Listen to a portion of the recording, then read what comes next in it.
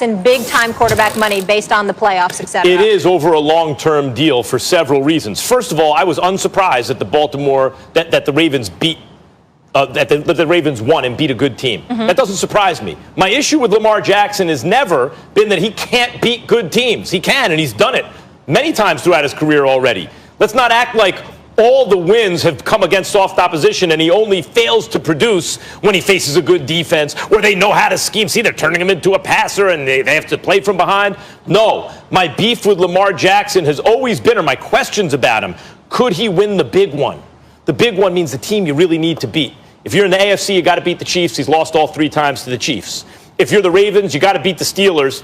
Not with their backup quarterback, but with Ben Roethlisberger. He lost the one game he played against Roethlisberger. And if you want to win a Super Bowl, you got to win in the playoffs. He's lost 2 playoff games. He's 0-6 when it matters most. He has 1 loss in his career every other game. In his career against 25 wins. 1 loss. I'm not surprised he beat a good team. And I'm not saying that he doesn't deserve big money, guys. But the way I would structure a Lamar Jackson contract would resemble the kind of contract that Dak Prescott apparently wanted. Big money per annum. I'd even consider overpaying him per year to keep it on a shorter deal. Why? Number one, the curse of the gifted. When you're super athletically talented, sometimes you don't have to learn the same fundamental skills as some other less talented players. That's why guys like Aaron Rodgers and Patrick Mahomes are like, what? You have superhuman talent and you got the skills, right? Like, this happens in every sport, not just football. Whoa, you have that kind of ability and you got the fundamentals down? And so that can be an issue with super talented guys like Lamar Jackson. That's one. 2, when you're like that, as you age, you don't always tend to age great. You know, sometimes that athletic ability allows you to settle into what other cats are, in their prime, and you can have a longer career. But sometimes, if you don't get that other stuff straight, you can experience a real fall off when even you lose just a quarter step and it's hard to see, but you're not quite the same guy. There could be a big fall off. And also when you play out of the pocket a lot, there's a chance for injury. Although I got to say, Lamar Jackson's been remarkably, I'd say, durable considering how much he runs so far in his career. Knock on wood. But right, knock wood. But for all those issues, including can he develop into the kind of passer that can win Super Bowls, and can he do it against the teams he needs to most, I would structure the deal for him, guys, the way some guys seem to want those deals. Not the 10-year forever Patrick Mahomes $500 million deal, but, you want this per year? Fine, but let's limit the length of the contract. You don't want to be invested in a guy like that for 10 years when you have all those variables that you still need answers to. Beautiful soliloquy. It sounded really, really great. Means absolutely positively nothing, Max Kellerman, because here's what it comes down to. The question was whether or not he gets his money or he deserves his money. Not how many damn years he deserves them over. You can give it to him in 3, you can give it to him in 4, you can give it to him to 10. The question is the money. Not the number of years, Guaranteed. The dollars, okay? And what I'm saying is when it comes to the dollars, you damn well better give him his money. When you paid Jared Goff, when you paid Carson Wentz, when you just gave Ryan Tannehill some dough, when you're paying all of these guys, you damn well better pay Lamar Jackson money. Why? Because of issues that you've pointed out in the past, Max. You know how you shrivel up your face? Hey, Molly. Hey, Ryan. Yeah? How is this imitation for Max Kellerman? All right, 25-5, Lamar Jackson is, right? 25-5. And oh, by the way, take out how many losses against Kansas City? Is it 3. 2 or is it 3? 3. I think it's 2. 3. Yeah. 3. It's 3 losses against Kansas City. It's 1 loss against the Pittsburgh Steelers. So essentially, against everybody else, the brother 25-1. Okay? This is Max Kellerman. How do y'all like this imitation? 25-1.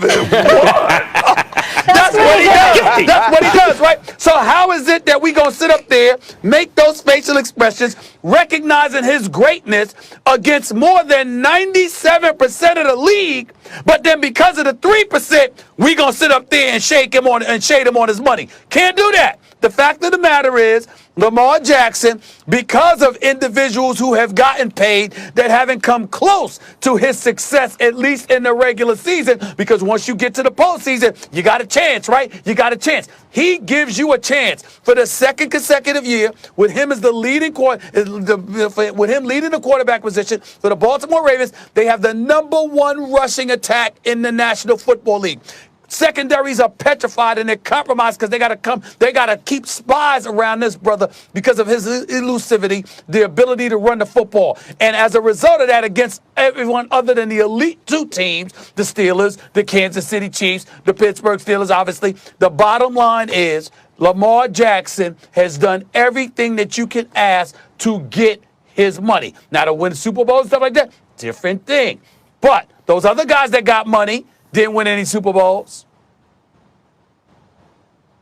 Yeah, man. This is one of those. This is one of those topics that it's kind of a shame that we have to talk about it. Hell yeah, he should get his money, and it's almost one of those things that kind of like it pisses you off because you start to think why though, right? Is it because he's exceedingly excellent against every other team, and then in the playoffs he hasn't won? But then there's going to be some dudes that get an opportunity to get their next deal, and we aren't going to haggle about their money. We aren't going to discuss whether or not they should get their money, and they don't go to playoff games, or they have never won an MVP. Tell me what quarterback that we would be thinking of that his first year becoming a starter, he takes his team to the playoffs, only has one loss, loses in the playoffs. What team? What guy would we be talking about in his second year, wins the MVP, wins the AFC North, and we would be asking the question, should he get his money?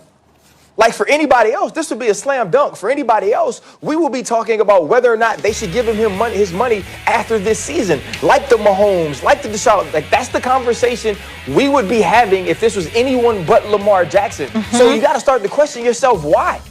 Like what is it style of play? Do you not like certain? And so for me, it's kind of like, what are we doing? Yeah. Well, when you say money, hey, look what the Cowboys did. Yeah, but hold on. When you guys say How'd that get work out his for them money, not of course paying he needs back? to get money. The question is, what is that money? The Goff contract was a mistake. You said quarterback money. Big time Okay, money. what I'm saying is the Goff contract was a mistake. I was on the record about that when it happened.